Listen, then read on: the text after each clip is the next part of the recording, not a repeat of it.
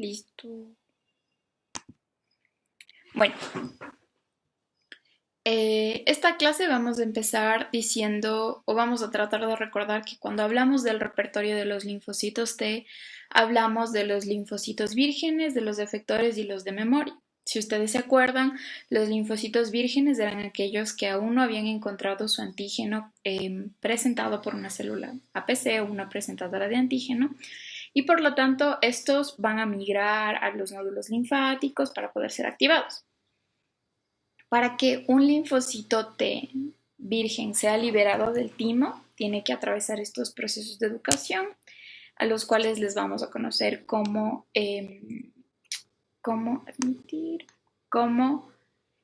selección positiva primero y luego selección negativa después.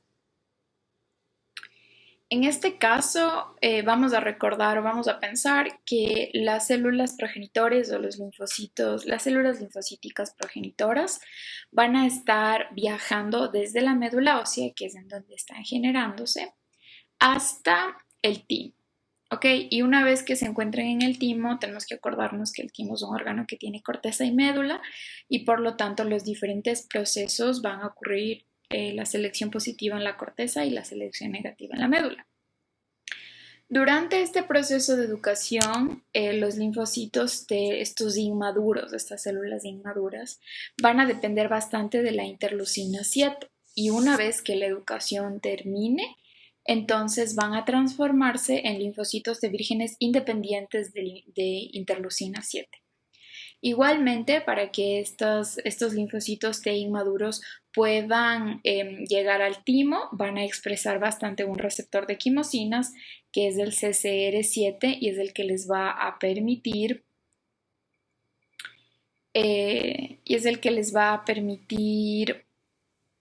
viajar y llegar hacia el timo, ¿okay? Y realizar todos los procesos de educación tímica. Entonces, una vez que ha llegado el timo, cuando esta célula llegue al timo, la conoceremos como una célula doble negativa. Oh, ay, Dios mío. Perdón, chicos. La conoceremos como una célula doblemente negativa. ¿Ok? Eso significa que será CD4 negativo y también será CD8 negativo. Si recuerdan, hablamos la otra semana de lo que era CD4 y CD8 y bla, bla, bla. Entonces, esta célula no va a expresar ni CD4 ni CD8 y tampoco va a tener TCR como célula inmadura. Una vez que llegue al timo, lo primero que va a ocurrir, y tal vez podemos hacer una lista de eso aquí, lo primero que va a ocurrir es que se va a recombinar. Dios mío. Lo primero que va a ocurrir es que se van a recombinar los genes que codifican por la cadena beta del TCR. Ustedes se acuerdan, les voy a dibujar aquí un poquito súper simple el dibujito. Pero ustedes se acuerdan que yo les había explicado que el receptor del linfocito T tenía una cadena alfa y tenía una cadena beta y estaba unido por puentes disulfuro. Igualmente las regiones, siguen llegando. Igualmente hay ciertos lugares de la globulina en la que está doblada de tal manera que también existen puentes disulfuro. El punto es que tienen que acordarse que el TCR o el receptor de los linfocitos T va a estar formado por una cadena alfa y una cadena beta. Entonces, lo primero que va a ocurrir va a ser la recombinación de los genes de la cadena beta. Ok, ¿cómo se van a recombinar estos genes? Sí, vamos a hablar en esta misma clase, pero un poco más adelante. Okay. Lo segundo que va a pasar es que esta cadena beta recombinada va a unirse con una precadena alfa, ¿ok? Esta cadena no va a estar recombinada. Entonces, si ustedes quieren, pueden pensar que esta cadena alfa va a ser más o menos como una cadena alfa básica. Los genes de la cadena alfa no van a estar combinados y lo que va a ocurrir es que la cadena beta recombinada se va a unir a la precadena alfa, ¿ok? Y lo que se va a formar es un pre-TCR o un pre-receptor del linfocito T. Una vez que ocurra la expresión de este pre-TCR, va a expresarse la molécula CD4 y también la molécula CD8. Por lo tanto, la célula en cambio se habrá vuelto una célula doblemente positiva, ¿ok? Entonces, esta es una vez que ha llegado el timo, ocurre la recepción de un pre-receptor, de un pre-TCR, y ahora tal vez las células sufran un proceso de proliferación y están listas para entrar en selección positiva. Entonces, cuando llegaron al timo eran doblemente negativas y no tenían TCR. Ahora que van a empezar selección positiva tienen un pre-TCR con los genes solo de la cadena beta recombinados y ahora son células doblemente positivas. Expresan tanto CD4 como CD8 en su superficie. Y vamos a pasar a la siguiente diapositiva. Ok. Entonces, en selección positiva van a ocurrir perdón, ya. En selección positiva van a ocurrir, o pueden ocurrir, digamos, 3 escenarios posibles, ¿ok? Aquí está el primero, aquí está el segundo y aquí está el tercer escenario. Vamos a hablar de los objetivos, selección positiva. ¿Cuál es el objetivo de la selección positiva? Identificar a los linfocitos T inmaduros, obviamente que están en proceso de maduración, que reconocen al MHC propio, ¿ok? Pero esto es muy importante, que lo reconocen con una afinidad baja o intermedia. Y utilizaré la palabra afinidad bastante durante esta clase. ¿A qué me refiero con afinidad? Para explicarlo de una manera simple, aunque estoy segura que ustedes pueden leer conceptos más complejos, para explicarlo de una manera simple puede ser la fuerza con la que se está uniendo o está interactuando el TCR con la molécula de MHC.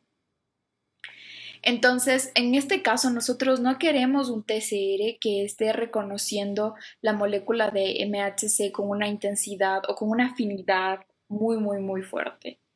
Porque tal vez en ese caso esté reconociendo el MHC sin importar qué antígeno esté presente. Y eso ya lo vamos a explicar en selección negativa, pero no es del interés del sistema inmune. Lo que sí es del interés del sistema inmune es que exista un TCR capaz de reconocer la molécula de MHC en conjunto con el péptido y que la interacción sea funcional. Y para eso el modelo dice que la afinidad tiene que ser baja o intermedia para la interacción de estos elementos. Ahora, cuando las células entran en selección positiva, por defecto la vía que van a tomar es la vía de la apoptosis. Es decir, que si es que no existe ninguna interacción,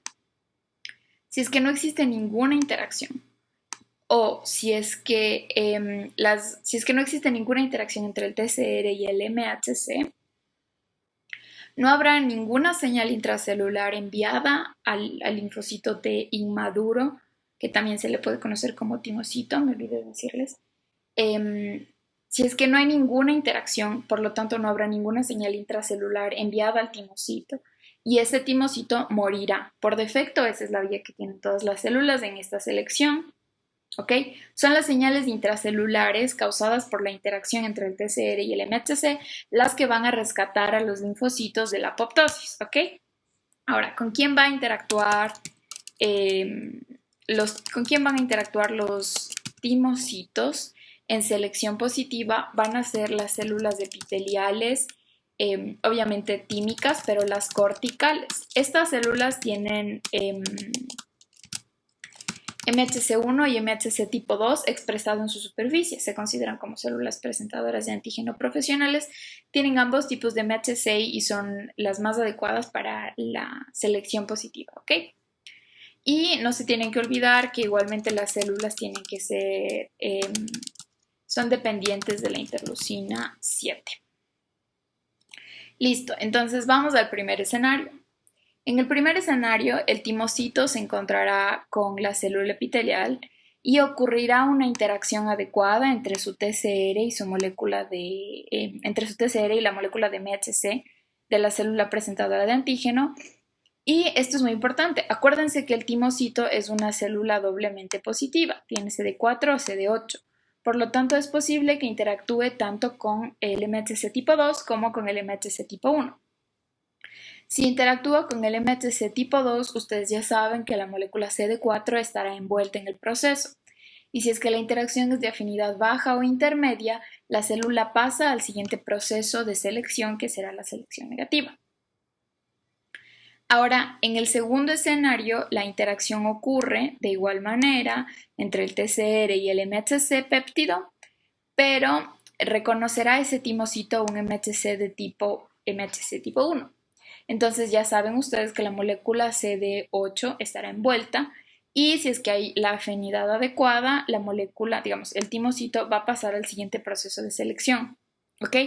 Es seleccionada positivamente porque las señales le van a rescatar del proceso de apoptosis.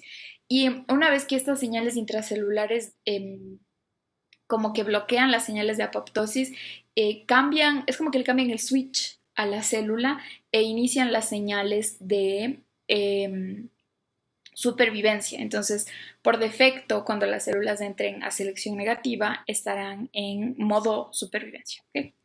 El tercer escenario que puede ocurrir es que ese timocito tiene CD4, tiene CD8, pero tiene un TCR que no es funcional, porque como ya veremos más adelante, la recombinación de los genes para generar una cadena beta es un proceso aleatorio y muchas de las veces no va a generar un TCR funcional. Entonces, también el tercer escenario es que genere un TCR que simplemente no puede interactuar con ningún tipo de MHC.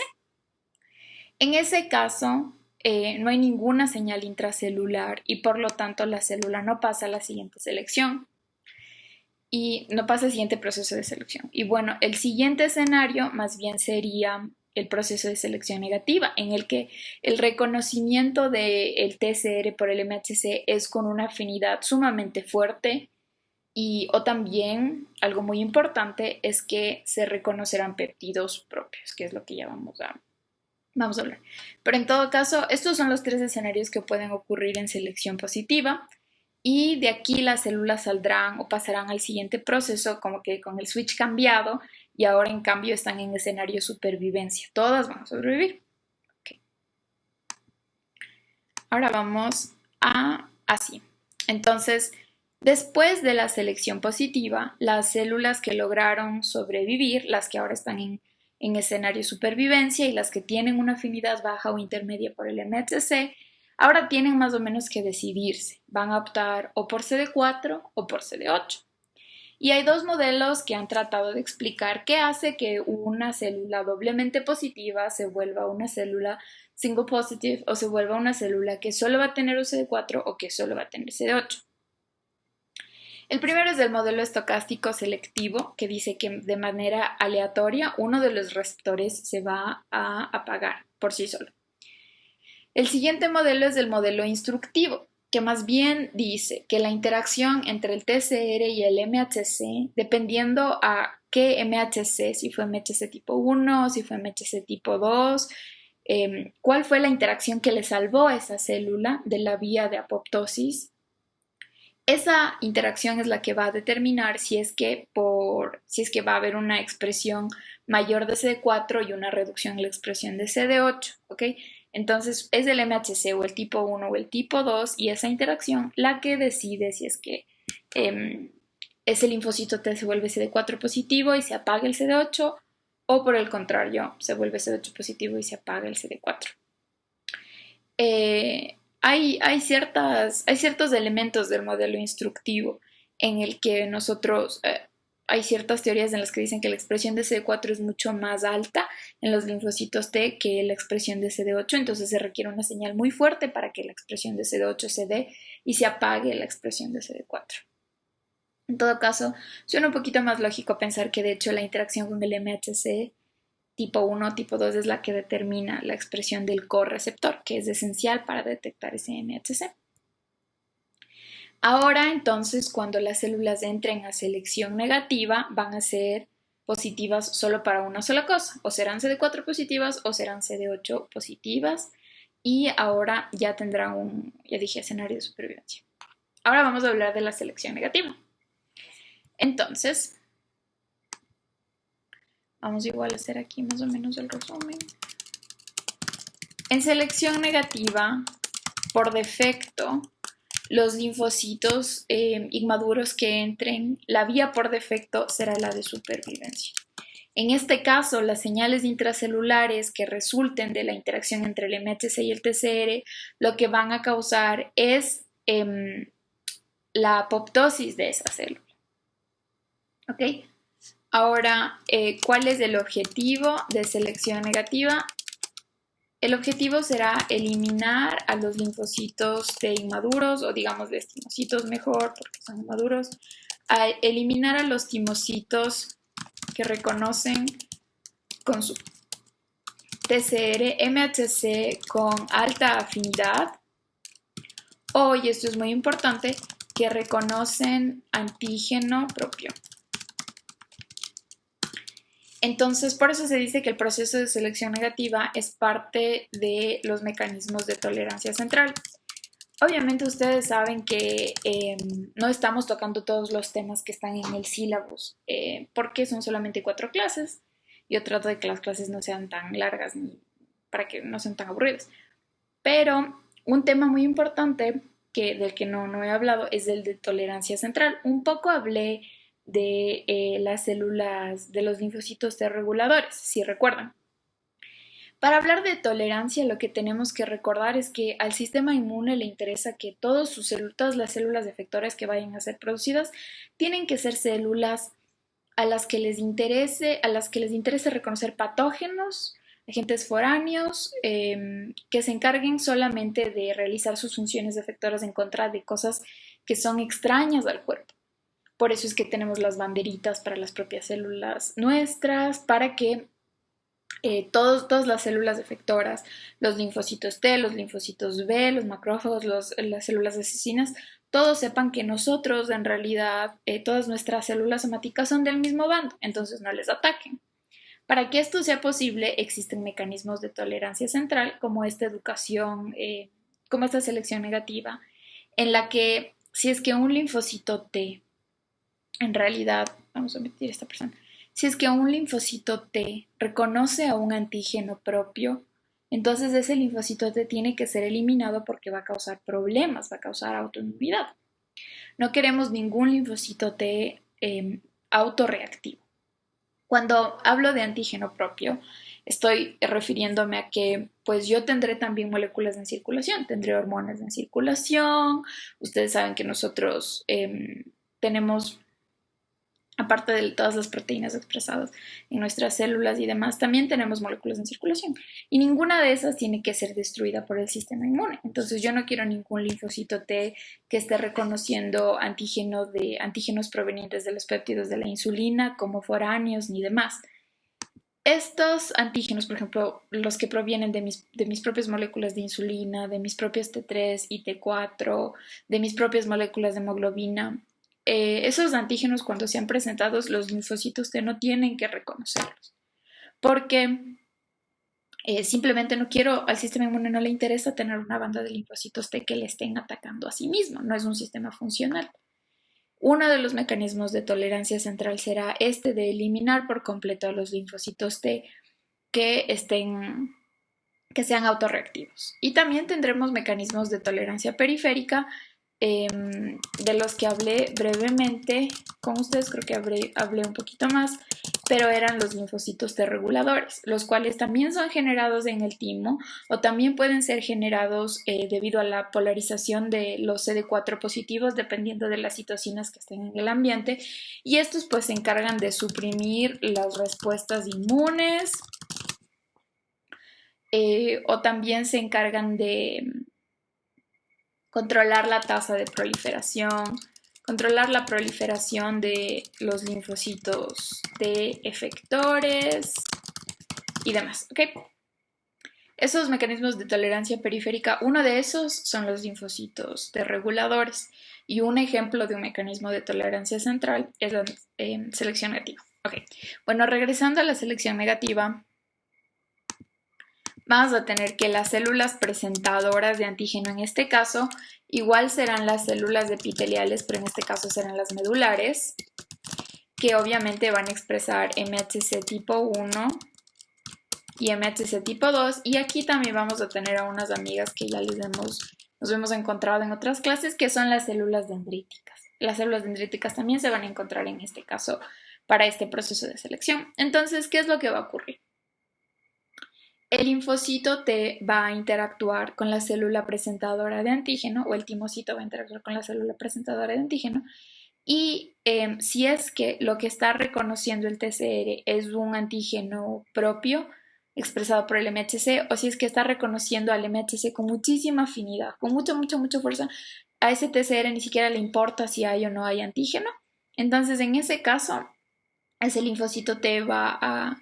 Esa interacción va a generar señales intracelulares y el timocito va a morir, ¿ok? Al final del proceso, de ambos procesos de educación, idealmente serían producidos solo linfocitos T vírgenes, que son o CD4 positivos o CD8 positivos, y que no reconocen a nadie, o más bien que no reconocen a ningún antígeno derivado de moléculas propias.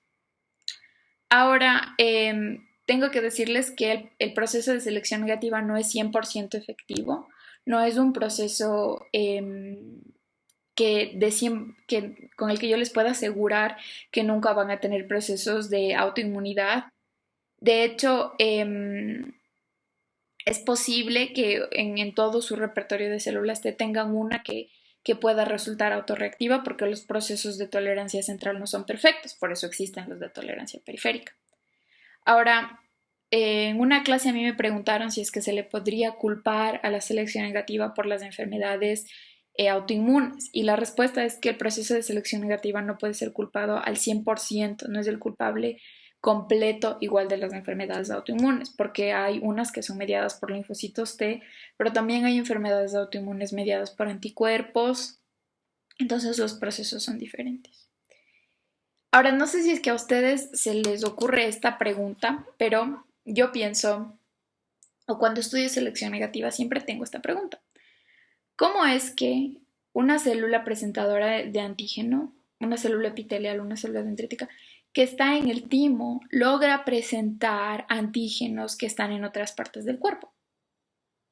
¿Por qué esa célula está presentando péptidos de insulina, o esa célula está presentando péptidos provenientes de una T3 o T4? ¿Cómo consigue hacer eso?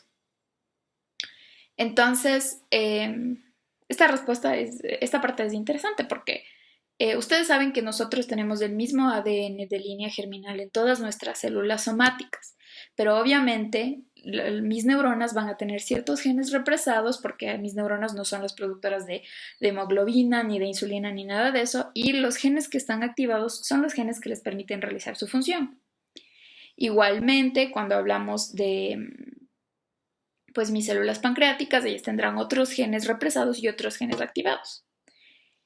Y tratando de entender cómo es que la selección negativa ocurre, los inmunólogos descubrieron una molécula que se llama AIRE, o por su nombre en inglés, Autoimmune Regulator, o regulador autoinmune. Entonces, esta molécula funciona más o menos como un factor de transcripción. ¿Qué es lo que hace? Va a interactuar con... Todos ustedes se acuerdan de biología molecular, que hay genes que tienen una región una región promotora. Entonces, si esa región promotora está represada, no se va a codificar el gen, y si es que en cambio está activada, se va a codificar el gen. Entonces, traten de acordarse de todo eso. El regulador autoinmune va a interactuar, va a funcionar como un factor de transcripción que interactuará con las regiones promotoras y demás para permitir que todos los genes que normalmente no van a estar siendo codificados en células tímicas se consigan expresar como proteínas. Entonces, esa célula epitelial medular tímica va a estar produciendo antígenos por la vía endógena, de manera que provengan de la insulina, por ejemplo. Tienen que acordarse de la primera clase cuando hablamos de que las moléculas de MHC tipo 1 que interactúan con CD8 van a presentar antígenos que vienen de la vía endógena, que son los antígenos más o menos intracelulares, y por otro lado tendrán al MHC tipo 2 que interactúa con CD4, cuyos antígenos vienen de la vía exógena. ¿Ok? Entonces estos más bien serán tomados de el exterior, si se acuerdan de esas dos cosas chiquitas que hablamos la primera clase. De esta manera, utilizando, entonces aquí voy a poner como que regiones promotoras. Ya, entonces consigue la expresión de genes que normalmente no ocurre, porque estamos en el timo. Y de esa manera, pues vamos a tener la expresión de antígenos que no son propiamente tímicos y que van a poder ser detectados. Ahora otro mecanismo, otra forma, porque el aire sería como el tipo, sería un mecanismo y es uno de los mecanismos principales. ¿Cómo sabemos que este regulador autoinmune funciona? Porque las personas que nacen o los pacientes que nacen con problemas en el gen que codifica el aire sufren de enfermedad autoinmune grave, porque este proceso de selección negativa no existe. Otra manera muy simple en la que los antígenos van a llegar al timo es mediante el mecanismo de irrigación. Obviamente el timo es un órgano, tiene que ser irrigado y ustedes saben que en circulación tenemos proteínas, hormonas, bla, bla, bla. Entonces todos esos elementos también van a llegar al timo por circulación y ahí podrán ser tomados por las moléculas, ahí podrán ser tomados por las células presentadoras de antígeno, en cambio por la vía exógena. Si recuerdan, la vía exógena era en la que la célula realizaba un proceso de fagocitosis y bla, bla, bla. Ya, entonces esos son los dos mecanismos en los que las moléculas o antígenos propios pueden llegar al timo para ser presentados a estos linfocitos, ¿ok? Creo que esto es todo en cuanto a la educación, o sea, es un resumen súper chiquito de la selección positiva y selección negativa. Igual si es que tienen alguna pregunta o algo, ya saben que la pueden dejar en el chat o pueden activar el micrófono al final de la clase para conversar. Ahora vamos a hablar de la recombinación, entonces tienen que acordarse aquí cuando yo, obviamente ya se ha borrado, pero se acuerdan que yo les decía que tiene que recombinarse la cadena beta, se recombina la cadena beta del receptor de la célula T y entonces ese timocito se vuelve una célula doblemente positiva. Vamos a hablar de cómo ocurre esa recombinación. Pero esto tenemos que irnos un poquito más allá. Ya.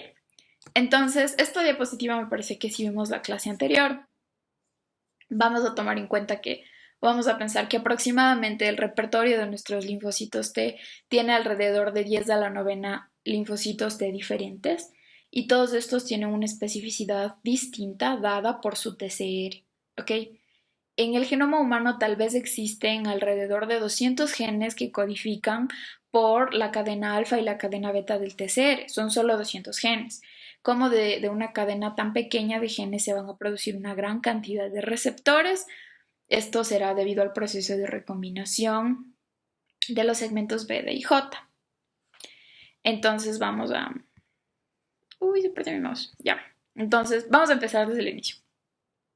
Les voy a volver a dibujar el receptor para que no se pierdan. Listo. Este es un receptor, obviamente está mal dibujado, pero tiene un corto segmento transmembrano, una corta cola citoplasmática y tiene una cadena alfa y tiene una cadena beta. Y algo así, esa es una manera simple de dibujarle si es que ustedes estudian los modelos en los que se cristalizan las proteínas y luego se les estudian. Se parece un poquito. Ya, y acuérdense que tiene todos los puentes... ¡Ay, mi mouse! Ya. Y acuérdense que tiene los puentes disulfuro. Y obviamente también hay interacciones así que permiten que las globulinas se doblen de esa manera. Entonces, los genes que codifican la cadena beta se encuentran en el cromosoma 7 y los genes que codifican la cadena alfa se encuentran en el cromosoma 14.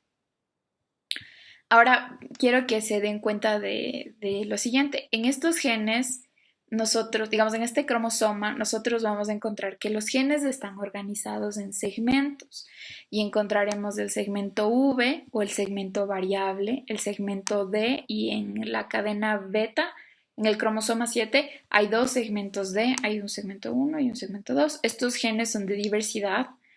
Y luego encontraremos segmentos J, joining o segmentos de unión en español. Entonces les voy a escribir aquí los nombres para que no nos olvidemos. Los segmentos V serán variables, los segmentos D serán de diversidad y los segmentos J serán joining o de unión. Uy, le falta la G. Listo. Esos son los nombres, porque los genes están organizados como en segmentos, ¿ok?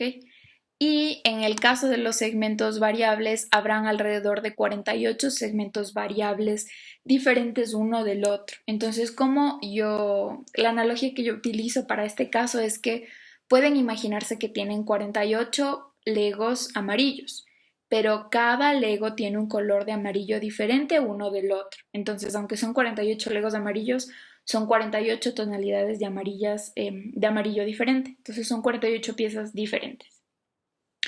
En el caso de las regiones de diversidad, tendremos que hay dos regiones de diversidad, solo la de 1 y la de 2.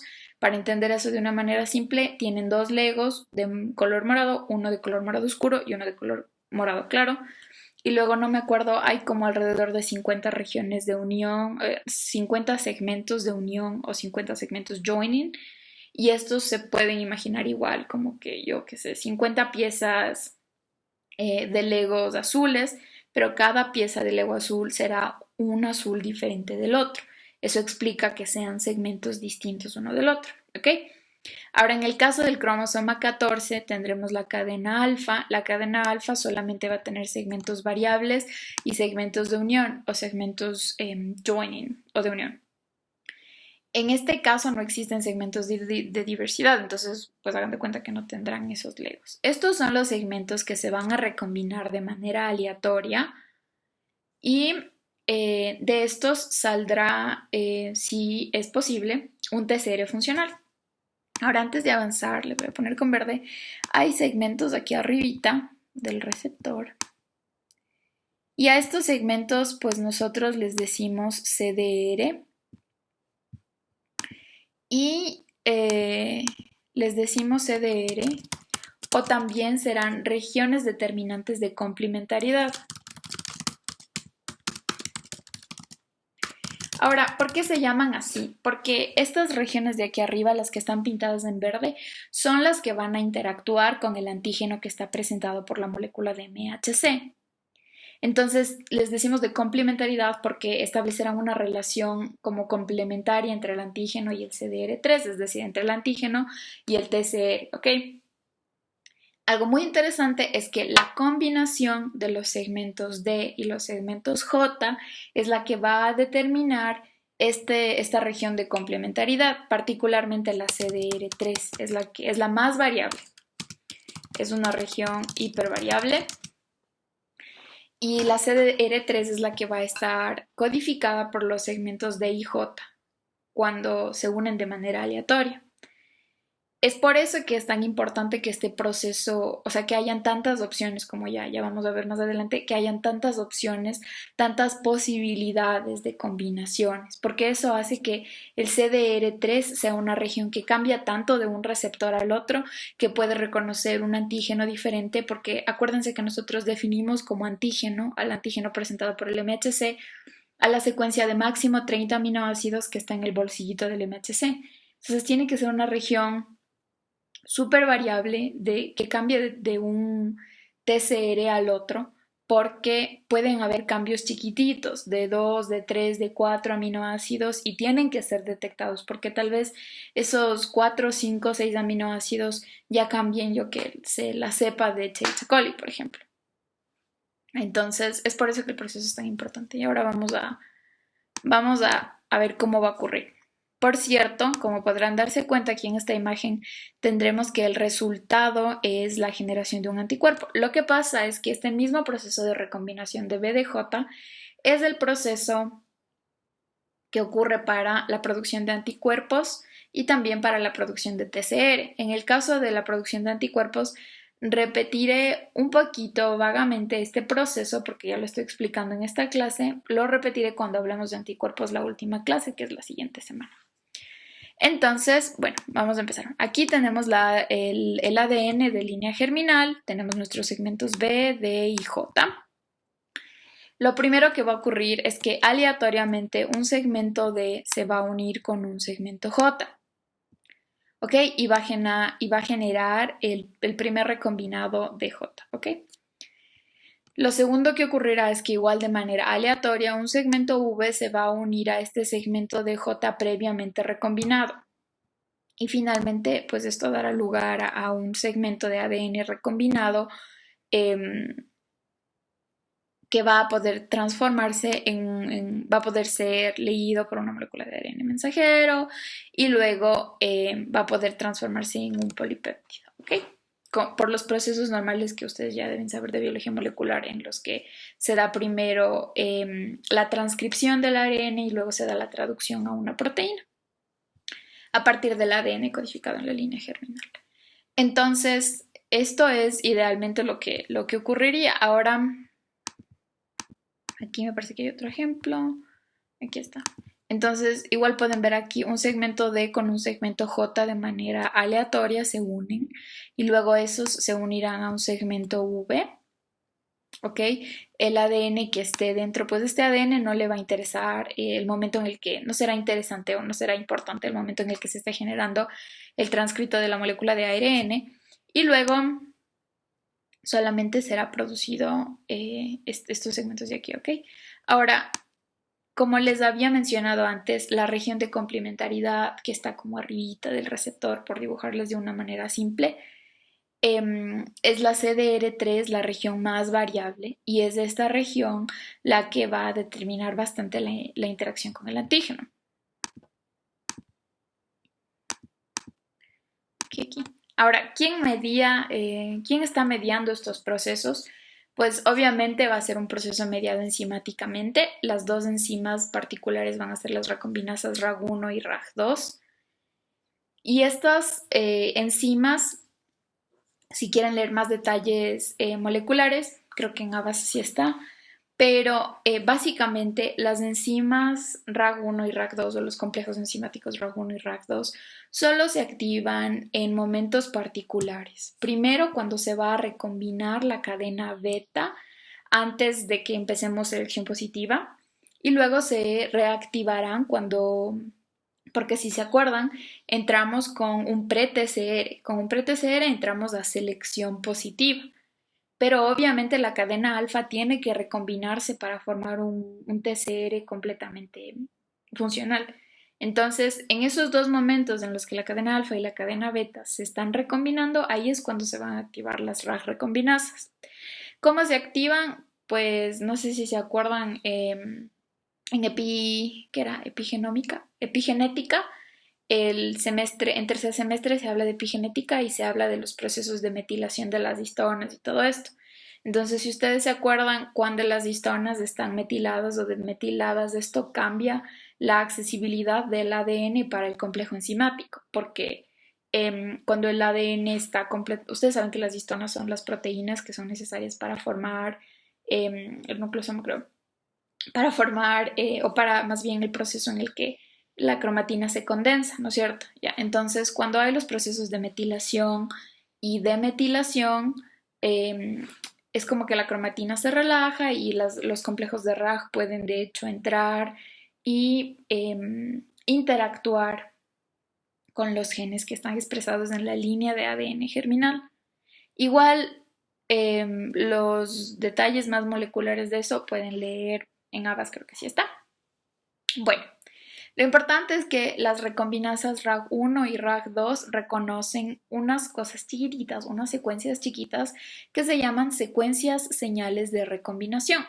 Estas secuencias señales de recombinación las vamos a encontrar pegaditas o a los lados adyacentes a los segmentos B, D y J. Estarán al lado 3' del segmento variable, a los lados 3' y 5' del segmento de diversidad y a los lados de 5' de la región J o de unión. Ahora quiero que siempre, o sea, no nos perdamos en el sentido que cuando yo hablo de secuencias, señales de recombinación, obviamente van a ser secuencias de nucleótidos, ¿ok? Porque estamos hablando del ADN germinal. Ahora, en este caso, las secuencias de señales de recombinación serán heptámeros o nonámeros, es decir, secuencias o de 7 nucleótidos o de 9 nucleótidos, ¿no es cierto? O sea, en pares, y estos van a estar separados otra vez por espaciadores. Entonces, quedaría algo así. Vamos a Vamos a dibujarles, ya. Digamos que aquí tienen su segmento variable, ya. Y aquí van a tener la secuencia señal de recombinación, que me invento va a ser un heptámero. Y aquí tendrá que haber otra secuencia como de 12 pares de bases, ¿ok? Igual van a ser como 12 pares de bases que le separarán a una región variable de otra región variable. ¿Por qué es importante esto? ¿Por qué es importante? ¿Para qué sirve esto? Los espaciadores son importantes porque las RAG funcionan bajo una regla y la regla es la regla de 1223. Básicamente dice que no se puede colocar un espaciador 12 al lado, no se puede recombinar un espaciador 12 al lado de otro espaciador 12. Eso no puede ocurrir. La regla es que un espaciador 12 se une a un espaciador 23 y esto permite que dos regiones variables no se recombinen la una al lado de la otra o dos regiones de unión no se recombinen la una al lado de la otra ni nada de eso. Esta regla permite que una región D se recombine con una región J y de ahí se recombine una región variable. Ahora, en esta imagen tal vez ustedes se están preguntando por qué se está recombinando una región variable con una región J o una región de unión. Esto es porque este ejemplo probablemente es de la cadena alfa. Si se acuerdan, cuando vimos el cromosoma 14, donde estaban los segmentos de genes de la cadena alfa, no había región D, no había segmento D, no había segmento de diversidad. Entonces, en ese caso, obviamente la regla sí sigue siendo 1223, pero los segmentos de las secuencias señales de recombinación están organizadas de tal manera que pueda ocurrir el proceso de recombinación normal. Ok, y solo se recombinarían una V con una J, porque no hay segmento D en la cadena alfa. Listo. Entonces, ¿qué es lo más importante de esta diapositiva? Las enzimas que medían el proceso de recombinación BDJ son la RAG1 y la RAG2. La RAG1 y la RAG2 reconocen secuencias señales de recombinación que son heptámeros o nonámeros. Son secuencias de 7 o de 9 nucleótidos. ¿Ok? Y aquí pueden observar, obviamente, que una vez que el complejo enzimático está aquí presente, va a reconocer las señales y luego va a cortar este segmento de ADN que no es tan esencial o no es tan importante. No es, y se va a producir pues un segmento de unión. Ahora también hay procesos que pueden participar, no sé si es que se acuerdan, pero hay dos mecanismos en los que el ADN es reparado durante el ciclo celular. Está el proceso de reparación o de unión no homóloga y el proceso de unión homóloga. En este caso es el proceso de non-homologous, de unión no homóloga, es el que va a participar también para asegurarse de que no está ocurriendo ninguna, o no se va a producir un transcrito de ARN de una molécula que de alguna manera pueda alterar el ciclo celular normal. Entonces sí ocurren estos procesos en orden, pero no existen los mecanismos de control para evitar procesos de proliferación no controlada excesiva. ¿Ok? Ahora, ay, ya sé, me olvidé, bueno, ya les voy a decir eso. Ahora, la primera señal, la primera señal para decir que un linfocito B va a transformarse en un linfocito B o que un linfocito T va a transformarse en un linfocito T, es decir, que la primera señal para considerar que un progenitor, una célula progenitora, se ha comprometido con el linaje del linfocito T o con el linaje del linfocito B es la recombinación de los genes. En el caso del linfocito B será la recombinación de los genes que codifican por su receptor, que será un anticuerpo, ya lo veremos. Y en el caso de los linfocitos T será la recombinación de los genes BDJ que permiten la formación de la cadena beta para formar el pre-TCR. Entonces, esto es muy importante porque como este ADN es ADN de línea germinal, está en todas nuestras células somáticas, pero solo se va a recombinar con las RAG y todos estos elementos en los linfocitos T para el receptor, para el TCR, y en los linfocitos B para los anticuerpos y su BCR, o su receptor del linfocito B. ¿Ok? Igual preguntas, pueden hacer, no hay ningún problema. Y esto es lo que yo les estaba tratando de dibujar un poco malamente antes. Aquí pueden ver la cadena beta, la cadena beta, la cadena alfa, la cadena alfa. Van a ver que están aquí los CD3, ya hablamos que son los complejos necesarios para la traducción de la señal. Y aquí pueden ver que se encuentran los CDRs, que son tan importantes para el reconocimiento del antígeno. Entonces, los CDRs, como ya les dije, particularmente el CDR3, es el que es hipervariable y, o sea, todos son sumamente variables, ¿okay? Pero el CDR3 es el que va a participar mucho más en el reconocimiento del antígeno y va a estar codificado por la combinación aleatoria de D y de J, ¿ok? Y algunas veces lo que sí se permite son combinaciones del segmento D y otro segmento D, porque hacen el CDR3 más largo. No sé si pueden leer eso ahí. Ya. Todas las CDRs son regiones hipervariables. Me parece que es CDR 1, 2 y 3. Ahora, lo que les quería decir, y vale decirlo aquí en esta diapo, me parece, no sé, es que esta combinación de B de J que ustedes ven aquí ocurre de manera aleatoria, una D, una J y luego una V, y luego, como les había mencionado en esta diapositiva, sí hay mecanismos de reparación del ADN para evitar que se produzca una molécula maligna de alguna manera, por decirlo así. Pero de hecho, muchos de estos procesos de recombinación no van a ser fructíferos, no van a generar un TCR adecuado y óptimo. Tal vez pueden generar un TCR que reconozca antígenos y ya sabemos que esos linfocitos van a morir en selección negativa, o tal vez simplemente genere un TCR que no reconozca ningún MHC. Eso es muy posible. Por eso es que durante el proceso de educación tímica, en el timo hay muchos macrófagos, porque de hecho el 90% de los timocitos inmaduros que entran a selección positiva y selección negativa van a morir, porque simplemente no van a generar el TCR adecuado, debido a que es un proceso aleatorio. La tasa de éxito pues no es tan alta. Alrededor del 90% de los linfocitos inmaduros, de los timocitos, van a morir porque no van a ser óptimos. Listo. Y ahora, aparte de este mecanismo, ¿okay? En el que los segmentos D y J se unen aleatoriamente y todo esto, pues también hay más mecanismos que introducen mucha más variabilidad. El primer mecanismo del que podemos hablar es de la variabilidad en el sitio de unión. Y también tengo una diapo para explicar eso. Aquí está. Entonces, para explicar la variabilidad en el sitio de unión, lo voy a escribir aquí para que no está muy aquí. Para explicar la variabilidad en el sitio de unión, vamos a tomar un ejemplo. Y hablaremos en este caso de la cadena alfa, porque como pueden ver no hay segmentos de diversidad.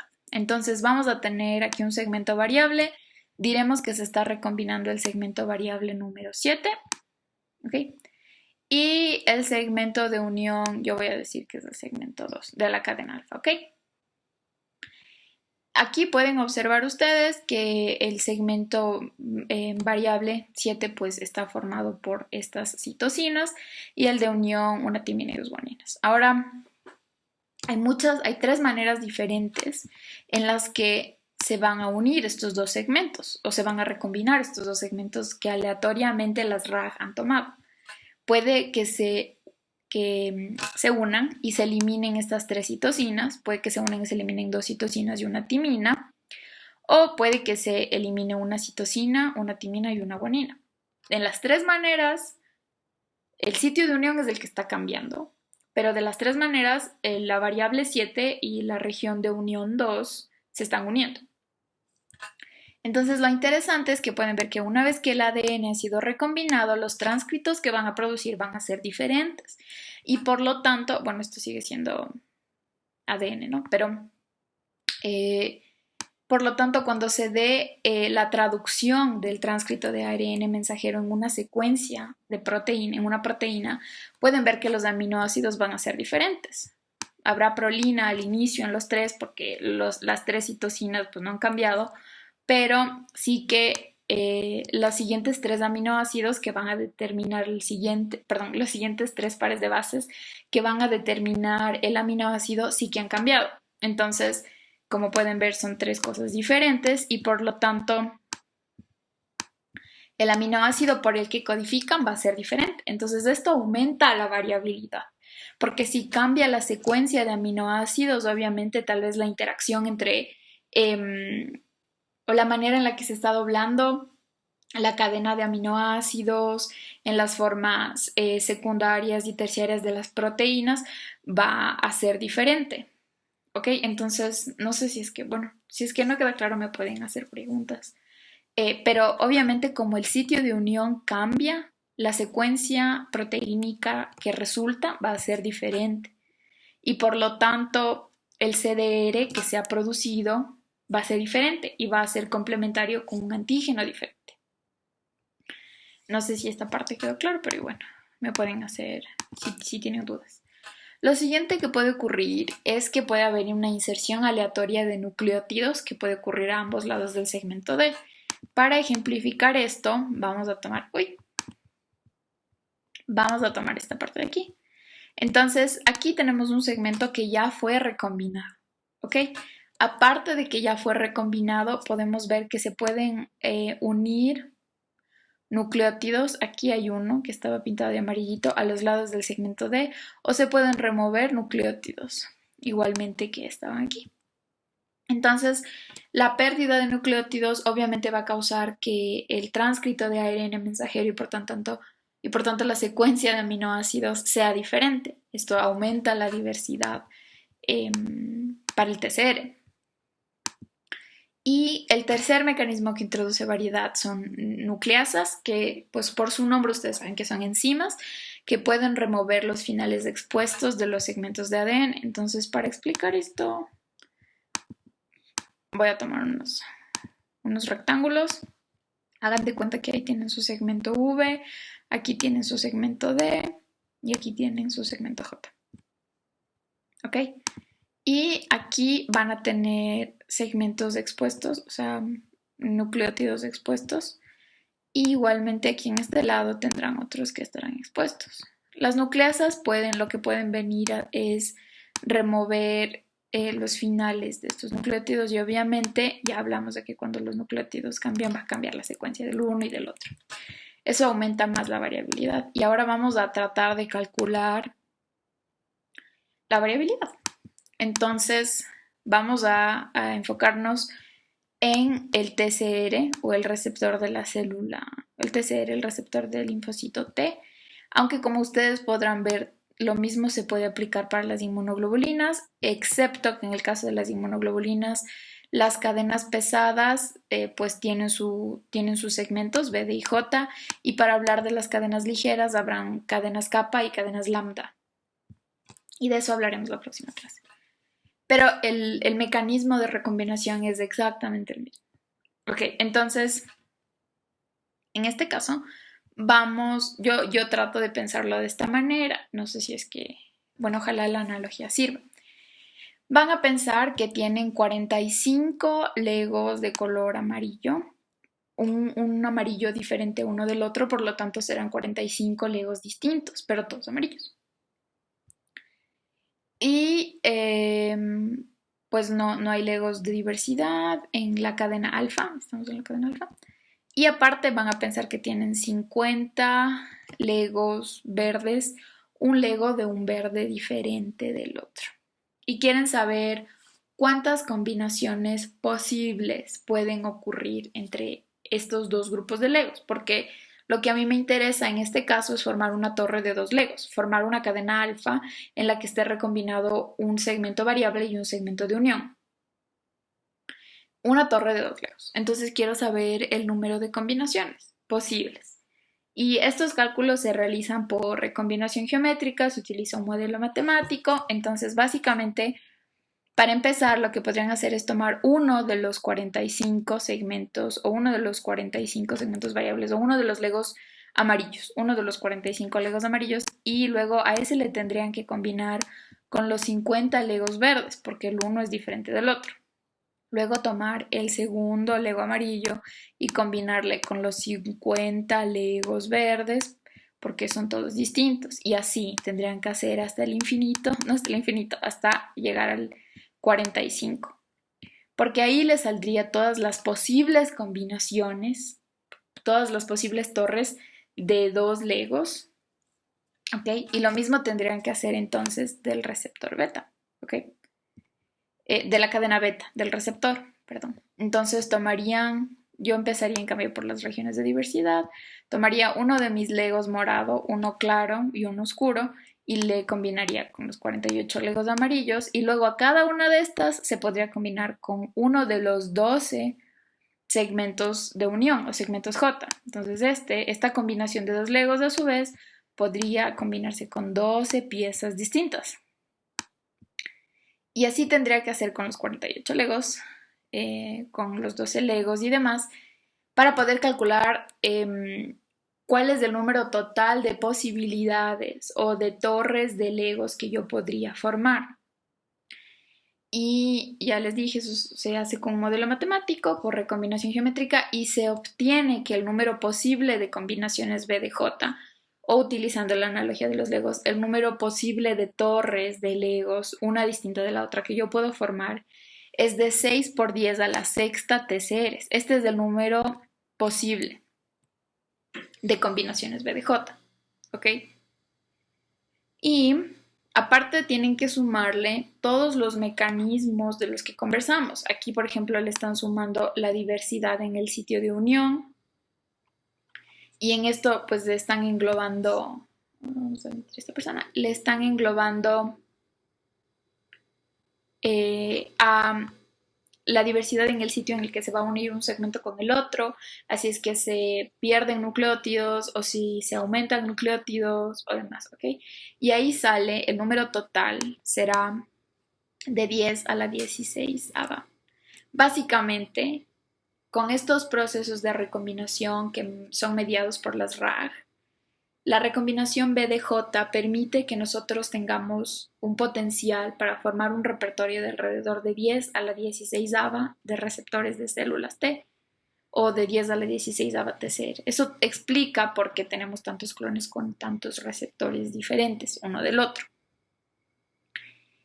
Y un mecanismo similar se utiliza para la generación de los anticuerpos de inmunoglobulinas, pero obviamente los números serán diferentes porque el número de segmentos variables de diversidad de unión son diferentes. Estos números que están aquí son números aproximados y también son números un poco generalizados.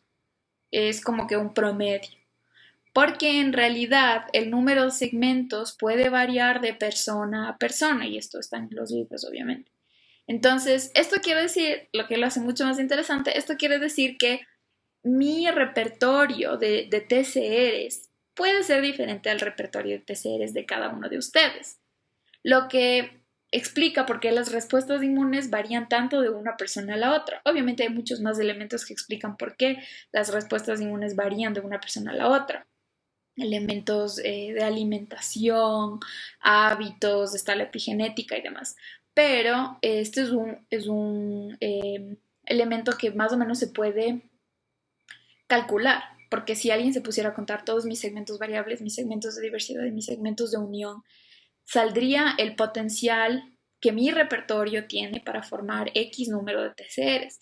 Y tal vez eso sea diferente a los suyos y tal vez eso ayude o contribuya a tratar de entender por qué las respuestas inmunes son tan diferentes de una persona a la otra. Porque nosotros estudiamos las respuestas inmunes de una manera generalizada, los mecanismos base que ocurren en todas las personas, pero como ustedes se podrán dar cuenta, siempre hay alguien que les dice que cuando les da, por ejemplo, les da como un resfrío, les da muy duro, o sea, esa persona se siente súper mal. Y hay otra persona que en cambio, pues le da el mismo resfrío, vive en la misma casa, pero no le coge con la misma fuerza la enfermedad, la sintomatología.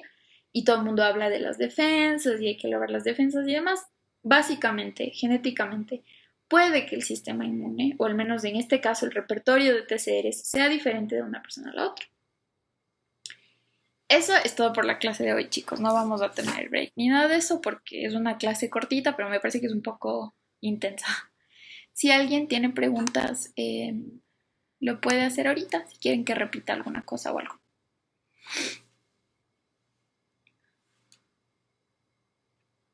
Oh, sí.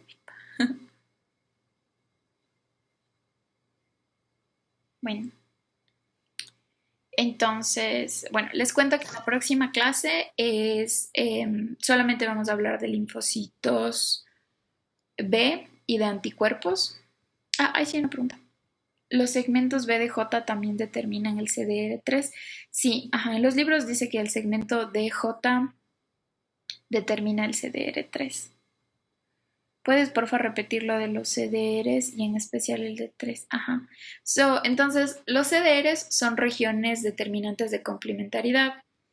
Se les observa mucho más claramente en los anticuerpos, porque hay ciertas cosas que se explican mejor en anticuerpos y ciertas cosas que se explican mejor en TCR. Pero en el caso del TCR, el que pues estará más en contacto con el antígeno, abramos la diapositiva, pantalla. Me parece que estaba aquí. Ya, entonces,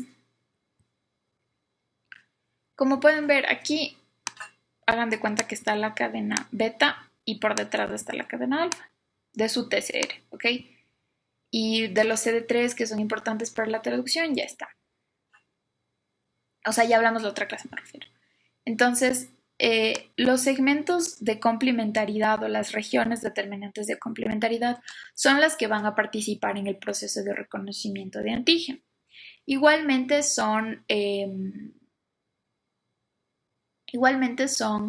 regiones codificadas por nucleótidos y bla, bla, bla, que van a transformarse en una secuencia particular de aminoácidos que interactuará de una manera como complementaria con el antígeno que está, con la secuencia o con el antígeno que está presentado en el MHC.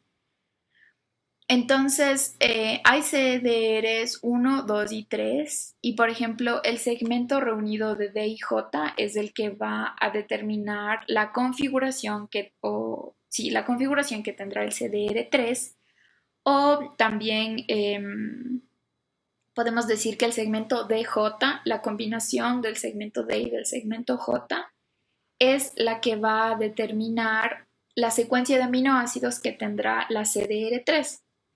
Entonces pueden pensarlo, o sea, creo que esta imagen sí es un poco explicativa, pero aquí arribita, en la parte de arribita, por ponerlo de una manera simple, aquí arribita de la cadena beta o aquí arribita de la cadena alfa estará una secuencia de aminoácidos, porque formará parte de la proteína, ¿ok? Entonces, esta secuencia de aquí es hipervariable, es decir, que variará bastante de un TCR al otro, cambiará bastante de un TCR al otro, y este cambio pequeño en ciertos aminoácidos es lo que va a permitir que se reconozca aquí a la otra secuencia de aminoácidos que proviene del antígeno que está presentado en el MHC. La CDR3 sí es codificada por el segmento, por la combinación de la D y de la J.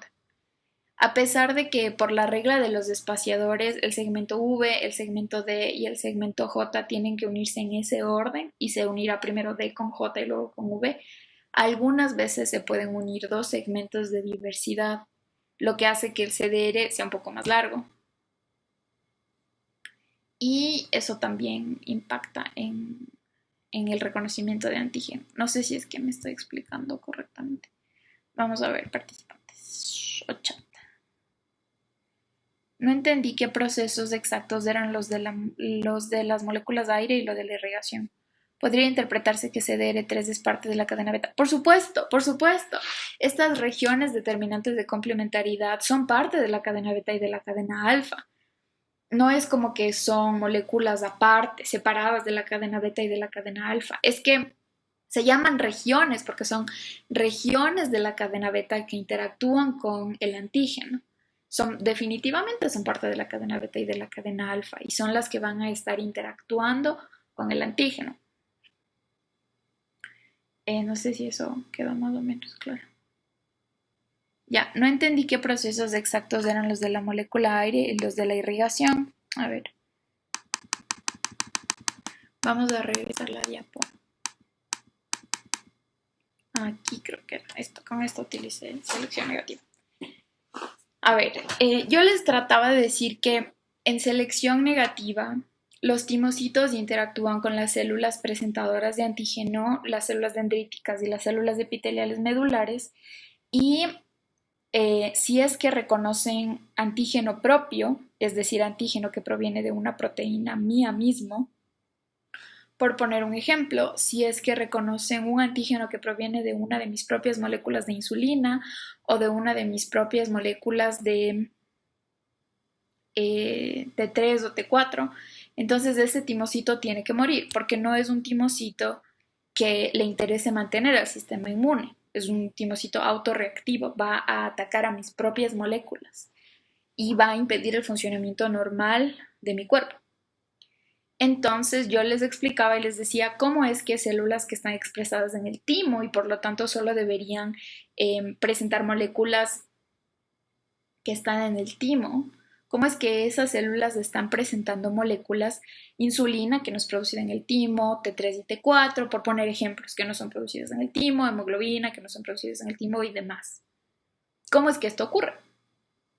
Entonces, básicamente, hay algo que se llama regulador autoinmune o aire, por su nombre en... Veamos si es que lo puedo escribir. Ajá, se llama aire o regulador autoinmune. Básicamente, este va a funcionar como un factor de transcripción que va a causar, que va a promover la expresión de ciertos genes, que va a promover que ciertos genes que están represados, porque el ADN germinal es el mismo en todas las células somáticas, pero los genes que causan la producción de la insulina están reprimidos en las células del timo, porque el timo no produce insulina. Entonces, estos genes que están ahí reprimidos van a funcionar, van a ser codificados, van a ser utilizados para que una molécula de insulina sea producida, por ejemplo, y sea presentada en una molécula de MHC, por poner un ejemplo. Y si es que esta molécula de MHC consigue presentar este antígeno y el timocito le reconoce, ese timocito va a morir, ¿ok? Ese es uno de los mecanismos en los que las células presentadoras de antígeno en el timo pueden presentar, valga la redundancia, un antígeno que no es propio del timo, no es propio de ese tejido. Ahora, el timo, yo decía, también es un órgano y por lo tanto tiene su mecanismo de irrigación. Y en circulación sanguínea nosotros tenemos las proteínas del complemento, tenemos todas las otras proteínas normales para las funciones fisiológicas, tenemos la albúmina. Entonces, estas moléculas que están en circulación sanguínea tienen que, obviamente van a llegar al timo porque están en circulación, y en ese caso las moléculas presentadoras de antígeno pueden tomar estas moléculas, las células presentadoras de antígeno pueden tomar estas moléculas para igual presentarlas a los linfocitos que están en selección negativa. Y si es que ese linfocito que está en selección negativa consigue identificar, o más bien se activa no se va a activar completamente, pero reconoce a ese antígeno como su antígeno para el que su TCR fue diseñado, entonces ese linfocito va a morir. No sé si es que eso quedó claro. Ups. Aquí está. Las moléculas de aire permiten la activación y expresión de genes que codifican para moléculas que no son del timo. Ajá, exacto. Ajá, muy bien, gracias Juan por el comentario. Ajá. El aire funciona como factor de transcripción que permite la activación de genes, esa es la manera más adecuada de decir, y la expresión de estos genes que van a codificar para moléculas que no son del timo. Lo que dijo, el comentario que Juan puso en el chat está correcto. Es una manera más entendible. ¿Algo más, chicos? ¿Más preguntas? Bueno, entonces les cuento que la próxima clase vamos a hablar de linfocitos B y anticuerpos, y hay como 3 temas que no alcancé a dar en ninguna clase. que son hipersensibilidad, inmunología tumoral e inmunología de trasplante. Sí, Sami, la selección positiva y negativa solo ocurre en el team, correcto. Em, ¿Qué estaba diciendo? Así, hay tres temas que no alcancé a meter en ninguna clase y sería muy apurado dar los tres temas la próxima clase porque quiero hablar bastante de anticuerpos, porque es algo que vamos a escuchar bastante en la carrera. Entonces, o sea, les pedí igual esto a los otros cursos, a los otros grupos. Escojan si es que quieren hablar más de inmunología tumoral o si quieren hablar más de inmunología de trasplante, que a mí me parece que son los temas más importantes. Si es que alguien quiere conversar un tema particular o de inmunología tumoral o de inmunología de trasplante, puede escribir eso en el chat. Igual mañana yo les voy a mandar las lecturas para la próxima semana y todo eso. Me parece, o sea, lo que yo más he estudiado es inmunología tumoral, la del cáncer. Entonces, si es que ningún grupo muestra un interés particular por la inmunología de trasplante, tal vez hablemos más de inmunología tumoral, aunque creo que el de trasplante es un poco más útil. Y eso, entonces mañana les pasaría, chicos, las lecturas y si es que alguien quiere hablar de los otros temas que están en el sílabus que no alcanzamos a topar en estas clases, pueden poner en el chat y acuérdense que como la próxima semana es la última clase, pueden traer una pregunta de lo que ustedes quieran, de cualquier tema de inmuno, pueden traer las preguntas porque es la última clase. Eso.